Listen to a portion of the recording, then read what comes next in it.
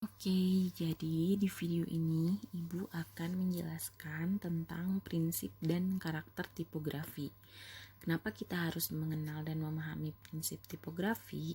Karena prinsip tipografi merupakan sebuah dasar pokok atau fundamental yang akan mempengaruhi penggunaan atau tata cara yang baik dalam menggunakan huruf atau teks.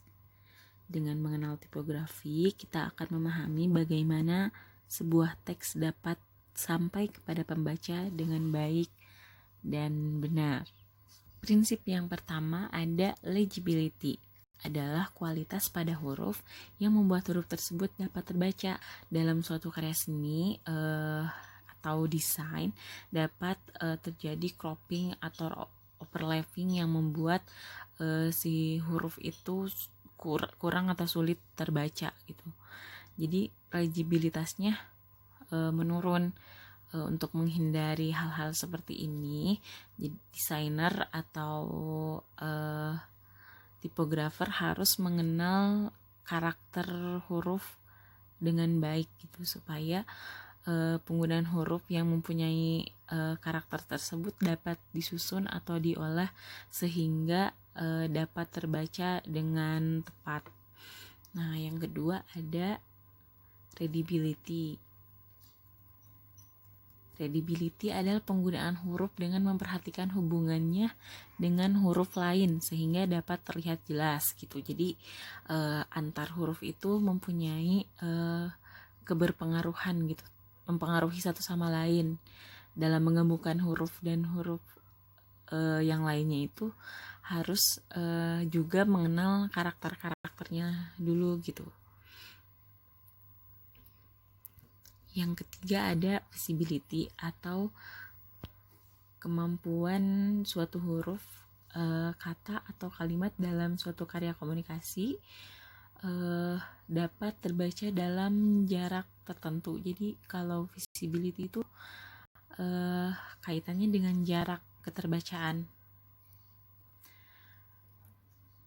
Yang terakhir ada clarity, yaitu kemampuan huruf-huruf yang digunakan dalam suatu desain dapat dibaca dan dimengerti oleh target pengamat yang dituju.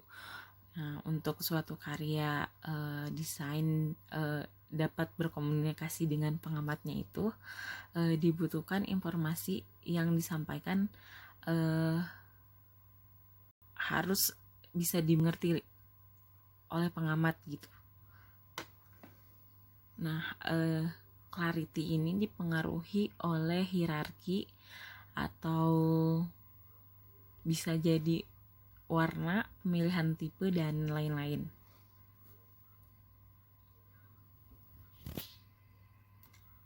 Selanjutnya ada karakter nih, karena tadi sudah disinggung-singgung kan, jadi keempat prinsip ini sebenarnya tidak lepas dari bagaimana kita mengenal karakter suatu huruf gitu, akan sangat berkaitan.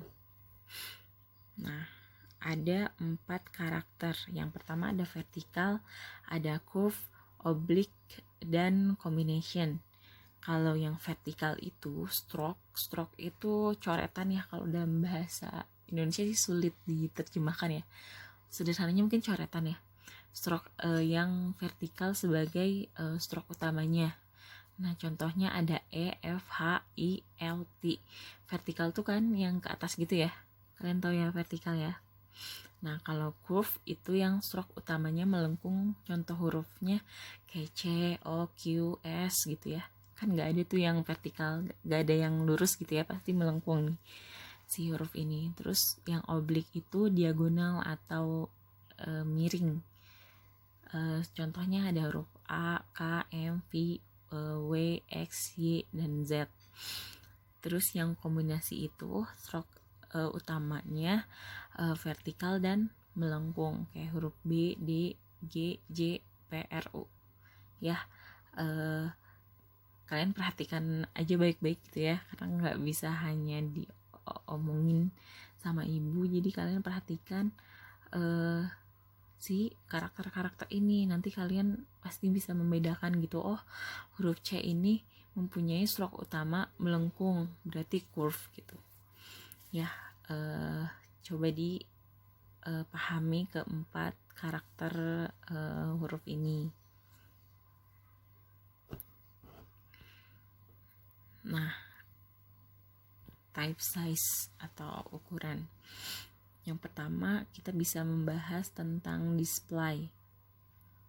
Ini biasanya untuk judul headline supaya menarik perhatian, ukurannya 18 ke atas. Untuk teks itu biasanya 14 ke bawah. Nah, ini ukuran standar keterbacaan kita di buku, di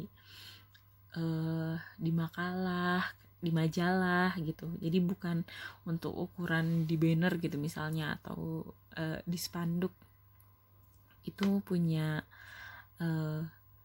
ukuran khusus gitu kalau mereka. Nah, panjang baris huruf. Panjang idealnya adalah 2 eye span, atau eye span itu jarak pandang mata tanpa harus menggerakkan kepala. Ngerti nggak? Maksudnya kalian bisa ngelirik dari sudut kiri ke kanan, itu namanya eye span. Jadi tapi kalian nggak boleh nengok gitu. Nah, itu jarak pandang ya, luas panjang pandang gitu. Nah, normalnya kurang lebih itu 5 sampai 6,5 atau 12 sampai 15 pika. Pika itu satuan dalam font ya. Kalian bisa cari tahu lebih jelas di Google apa itu pika ya. Jadi semacam ukuran satuan gitu. Nah, tidak boleh terlalu panjang. Kalimat itu tidak boleh terlalu panjang karena nanti bisa membuat pembaca kehilangan starting point. Jadi pusing gitu. Karena dia terlalu capek matanya dari kanan ke kirinya itu terlalu lama gitu. Jadi harus segera diturunkan supaya membentuk sebuah paragraf. Nah, terus ada jarak antar huruf atau kerning. Nah, jarak ini tidak boleh terlalu dekat atau terlalu jauh. Ini ya kita bahas. Ini kalian bisa lihat tuh yang jarak antara huruf K dan E, antara E dan R, antara R dan N, itu apakah sama tiap huruf? Apakah jaraknya akan sama? Coba perhatiin dulu deh. Jadi misalnya huruf K ini kan dia punya ruang ya, menjorok gitu. Huruf E pun punya ruang, beda dengan huruf I dan N. Yang jaraknya, yang stroke-nya itu dia rata gitu, tidak menjorok seperti K dan E. Nah, sebenarnya jaraknya itu volume antar huruf itu akan sama atau seimbang, tapi belum tentu jaraknya akan sama. Contohnya K dan E, itu dia kan jaraknya sempit ya, dibanding dengan I dan N. Kenapa? Karena K mempunyai ruang kosong, E pun mempunyai ruang kosong, tidak seperti I dan N.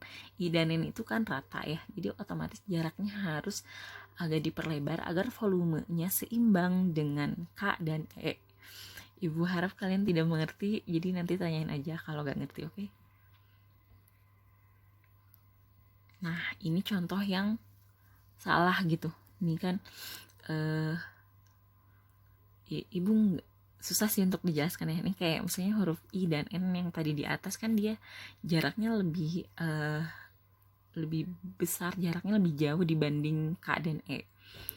Nah, sedangkan di sini K dan E justru jaraknya lebih panjang, lebih besar dibanding I dan N gitu. Jadi kayak apa ya? Jadi kurang enak dilihat aja gitu, rasanya tidak seimbang karena secara tidak langsung mereka itu saling berhubungan dan menghasilkan keseluruhan yang bisa dibaca atau sulit dibaca gitu, mudah dibaca atau sulit dibaca. Jadi penting banget buat kita tahu kalau misalnya kerning ini eh, biasanya sih kalau di font yang sudah default udah ada itu emang sudah diciptakan ya keningnya, makanya ibu selalu bilang haram untuk ngecilin font dengan cara yang tidak wajar gitu ya. Jadi harus tetap memerhatikan kerning karena akan berpengaruh terhadap keseluruhan teks gitu. Jadinya akan sulit atau mudah dibaca. Pasti tujuannya untuk mudah dibaca kan. Nah, selanjutnya ada jarak antar baris. Kalau kerning jarak antar huruf, kalau leading jarak antar baris. Tidak boleh terlalu dekat karena mengakibatkan baris yang sama terbaca 2 kali. Tidak boleh terlalu jauh karena mengakibatkan pembaca kehilangan starting point. Jadi kelamaan matanya turun ke bawah. Gitu ya. Kalau dekat pun nantinya sulit dibedakan nanti paragraf baris selanjutnya yang mana ya, kayak gitu sih sederhananya. Nah, ini nih jarak yang atas tuh sebenarnya nantinya tergantung kebutuhan ya. Ada yang mungkin butuhnya emang jaraknya jauh, ada yang jaraknya dekat tapi harus tetap proporsional gitu. Jadi berkaitan juga sama si teks ini tujuannya apa, terus hurufnya seperti apa, terus akan ditaruh di mana gitu si teksnya. Yang ketiga ada tracking. Nah, kalau misalnya tadi kerning itu jarak antar huruf kan ya. Nah, kalau kerning ini juga jarak antar huruf, spasi antar huruf, tapi memiliki kelonggaran atau kerapatan. Jadi dia dipaksa untuk lebih rapat atau lebih longgar, tapi tanpa merubah kerning gitu. Jadi jarak kerningnya akan tetap konsisten. Nih, jarak kerningnya akan tetap konsisten, tapi dia bisa lebih rapat atau lebih longgar. Paham nggak? Nah, ibu sih berharapnya kalian bertanya-tanya ya, supaya diskusi, supaya terjalin input dan output dari kalian gitu. Nah, cukup di sini aja pembahasan prinsip dan karakter. Ya, ibu tetap berharap kalian blunder ya, karena kalau kalian blunder berarti kalian berpikir dan kalian memahami, menanggapi gitu. Ya, jangan lewat kuping kanan keluar kuping kiri gitu, intinya gitu ya. Oke, semoga belum puas. Jadi habis ini silahkan kalian tanyakan apapun yang ingin kalian tanyakan. Terima kasih. Wassalamualaikum warahmatullahi wabarakatuh.